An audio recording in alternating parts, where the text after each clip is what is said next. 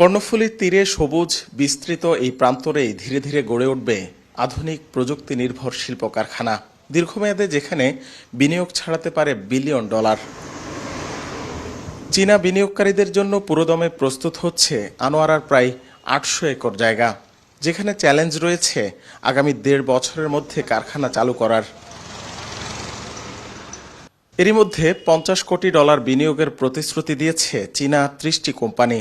প্রশ্ন হলো, এই বিনিয়োগে কিভাবে উপকৃত হবে বাংলাদেশ? চাইনিজ ইনভেস্টমেন্ট বাংলাদেশে আসবে, সেইটার ভিত্তিতে তারা যে পণ্য উৎপাদন করবে সেই পণ্যগুলো আমরা স্থানীয়ভাবে ব্যবহার করতে পারি, অথবা সেটা আমরা এক্সপোর্টও করতে পারি। স্থানীয়ভাবে ব্যবহার করতে পারলে তাহলে সুবিধা হলো আমাদের ইম্পোর্ট কমে আসলো, আমরা ভ্যালু অ্যাড করলাম, আমাদের কর্মসংস্থান তৈরি হলো। আমাদের যে নিজস্ব যে কাপড় পণ্য আমরা উৎপন্ন করি সেটা কিন্তু আমাদের অতিরিক্ত আছে। এখন একই পণ্য যদি এখানে তারা উৎপন্ন করে আমাদের সঙ্গে কম্পিটিশন হয়, এটাতে কিন্তু আমাদের স্থানীয় মিলগুলো ক্ষতিগ্রস্ত হবে। এই জন্য সরকারকে কিছু মনিটরিং করতে হবে যে আমাদের নিজস্ব মিলগুলো দেশীয় শিল্পকে সুরক্ষার জন্য যেটা প্রয়োজনীয় করার সেটা যেন সুরক্ষা করা হয়। মূলত চীনা বিনিয়োগের প্রতিশ্রুতি থেকেই শিল্পাঞ্চলটির উন্নয়ন প্রকল্প হাতে নেয় সরকার, যেখানে ব্যয় হবে ৪,৫০০ কোটি টাকা। পরিকল্পনা অনুযায়ী চীনা অর্থনৈতিক শিল্পাঞ্চল বাস্তবায়ন হলে এমন একটি দৃশ্য দেখা যাবে, যেখানে শুধু শিল্প কারখানা নয়, মানুষের বসবাস উপযোগী সব ধরনের অবকাঠামো ও পরিবেশ নিশ্চিত করার প্রতিশ্রুতি রয়েছে। ঠিক করা আছে খাতভিত্তিক অগ্রাধিকারও। গেল বছর যুক্তরাষ্ট্রের বাজারে নতুন করে উচ্চ শুল্কের চাপে পড়ে চীন, ফলে সুবিধাজনক দেশে বিনিয়োগ সরিয়ে নিচ্ছেন দেশটির উদ্যোক্তারা। আবার উচ্চ বেতন ভাতার কারণে সরে যাচ্ছেন সস্তা পণ্য উৎপাদন থেকেও। ফলে বিনিয়োগে গতি আনার পাশাপাশি দুদেশের বাণিজ্য ঘাটতি কমানোর সুযোগ রয়েছে বাংলাদেশের সামনে।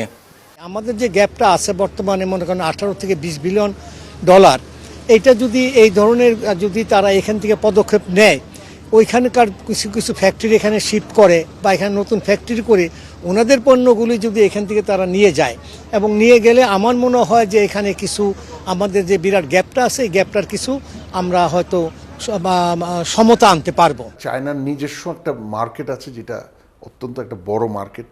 আমরা সেইখানে 99% প্রোডাক্ট ডিউটি ফ্রি থাকা সত্ত্বেও এখন পর্যন্ত তেমন ভালো করতে পারি নাই। আর আরেকটা হলো, চায়না নিজেও তো ধরেন একদিকে ডেভেলপমেন্ট ফাইন্যান্সে তারা বড় ফাইন্যান্সিয়ার, আবার তারা নিজেরাও ফরেন ইনভেস্টর, অনেক দেশে বড় বড় তাদের ইনভেস্টমেন্ট আছে। তো এই সবগুলো জায়গাতেই কিন্তু বাংলাদেশ বেনিফিটেড হতে পারে। যে বর্তমানে যে ট্রেড প্রোটেকশনিজম চালু হয়েছে জিও পলিটিক্সের দ্বারা প্রভাবিত হয়ে, সেখানে চায়নাকে কেন্দ্র করে অনেক ধরনের tariff and other trade measures আসছে। সেগুলোকে বিট করতে গিয়ে বা সেগুলোকে বাইপাস করতে গিয়ে কিন্তু চাইনিজ এন্টারপ্রাইজ বা এক্সপোর্টার্সরা তাদের বিভিন্ন অপারেশন অন্যান্য দেশে নিয়ে যেতে পারে, যাদের উপর তেমন কোনো রেস্ট্রিকশন নাই, এবং সেখানে কিন্তু বাংলাদেশ অন্যতম। শিল্পাঞ্চলে জমি ইজারা ও উন্নয়ন চুক্তি হবে BCEIZ কোম্পানির সঙ্গে, যেখানে বেজার শেয়ার 30% আর বাকিটা CRBCর। রাকিব হোসেন, ৭১, আনোয়ারা, চট্টগ্রাম।